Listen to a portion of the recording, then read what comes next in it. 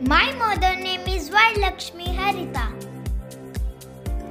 She is my best friend.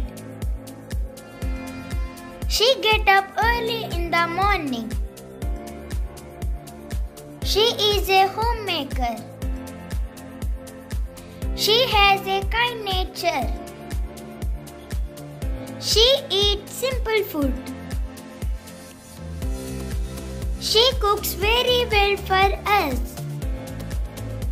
She always advises me to speak the truth. She keeps the house clean and she helps me in my study.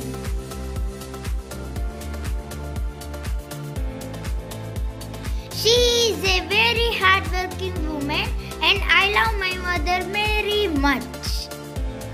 Thank you.